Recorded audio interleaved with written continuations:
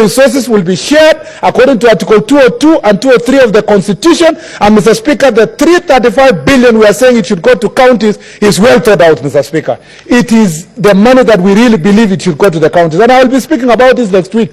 But it is important to tell the nation, and it is important, like Senator Rengo mentioned today in court, that, Mr. Speaker, and I also did the same this week when I was on a debate, Mr. Speaker, with another person who did not understand the Constitution. It is important, Mr. Speaker, it's important, Mr. Speaker, to read Article 202 of the Constitution and understand that when we say there shall be equitable division of resources between national and county governments, Mr. Speaker, we are saying so because the national government doesn't have resources to appropriate for itself.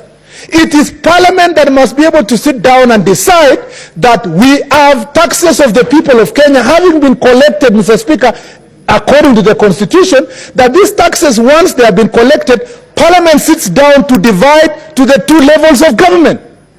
It is very wrong, Mr. Speaker, for one level of government to abrogate to arrogate itself the responsibility of dividing resources to itself, resources they don't have. It's until Parliament has passed the Division of Revenue Bill, which is the bill we are debating now, that then the two levels of government can go and sit down and say, well, now we have the resources are divided by Parliament, now we can be able to sit down and ensure that the taxes that have been divided are appropriated at both levels of government. And, Mr. Speaker, permit me to read Article 6 of the Constitution, because, Mr. Speaker, many people treat county governments as if they are appendages of national government. Article 6 of the Constitution, Mr. Speaker, and I've read it over and over again, says, Mr. Speaker, that the governments at the national and county levels are distinct and interdependent and shall conduct their mutual relations on the basis of consultation and cooperation, Mr. Speaker. None shall look down upon any other level of government and try to lecture them of how they are going to run their affairs. They must appreciate that they are all being governed under the law. And when it comes to division of revenue, they all depend on Parliament to give them the resources they are going to expend for the people of Kenya. And therefore, Mr. Speaker, the right position that was said by one and copied to this House, Mr. Nyamunga. Mr. Nyamunga is a public officer. We are going to observe, Mr. Speaker, how the state is going to treat him.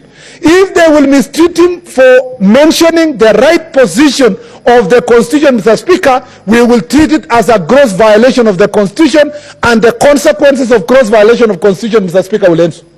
We must protect Kenyans that are defending this Constitution, and we must respect those that are saying, Mr. Speaker, that resources must be allocated in the right manner. Therefore, I want to say it for the umpteenth time, there is no appropriation bill that was passed by Parliament. That bill is null and void.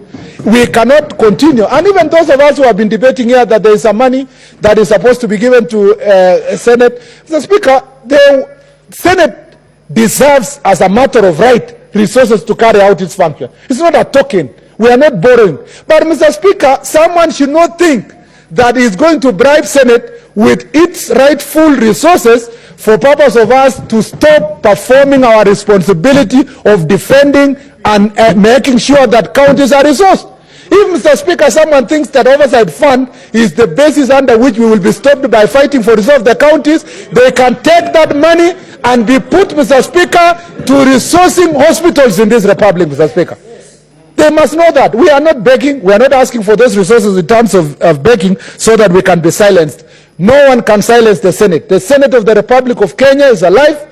It is going to be, Mr. Speaker, to carry out its responsibilities with commitment. And I was very proud. Mr. Speaker, allow me just to say I was very proud today of all the senators. The way we walked, the way we sat together, the way we were over 50, Mr. Speaker, the way we were roped, Mr. Speaker, those ones who are lawyers, Senator Matsayo, former judge, was leading, Mr. Speaker. So we are very happy. We are very proud. And I think I don't want to be too excited to say too much. But today is the day to say, as a Senate, let's shorten the time so that we can come back on Tuesday, spend the whole day If we are not able to complete by 6:30, make sure that we stay here up to midnight to ensure that we complete division of revenue bill and discharge our responsibility, transmit the bill as required by the Constitution to National Assembly, and expect that National Assembly will perform its responsibility to ensure that our counties are resourced.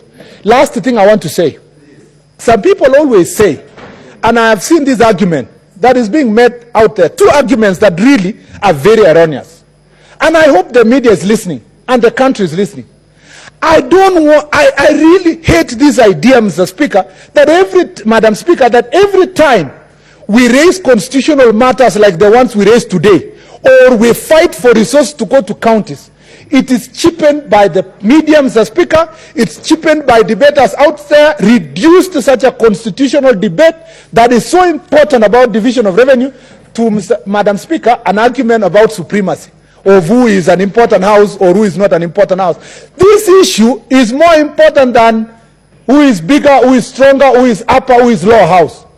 And therefore, I hope our debaters out there, policymakers, media, will locate the right position or that they should put this debate, Madam Speaker, and realize that the Senate is pursuing a higher ideal, higher than the question of who is upper and lower house, because it's about taking resources to the counties. Number two, that, Madam Speaker, people must be able to congratulate and appreciate the Senate. 90% of senators here don't agree with their governors. They don't even agree of how their governors are managing resources in their counties. They even don't agree, some of them are not in the same political party with their governors. But, Mr. Speaker, we are mature enough, Madam Speaker, to separate, Madam Speaker, our disagreement with governors and the desire of the counties to be properly resourced.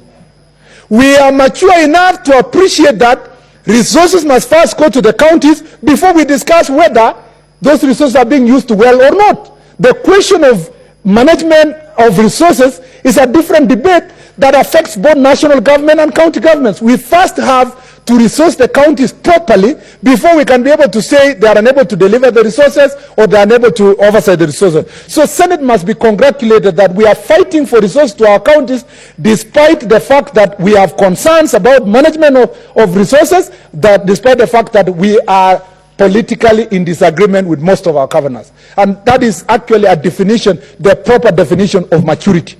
Madam Speaker, I would like to move and request the Senate Minority Leader, who is the senior counsel, Madam Speaker, and who is also the petitioner number 4 in the very important petition. No, he's a petitioner number 4. Madam Speaker, in this very important petition, which is otherwise known as the case. Madam Speaker, I beg to move and invite Senator Orengo to proceed from there. Madam Speaker, I'll be very brief and also take this opportunity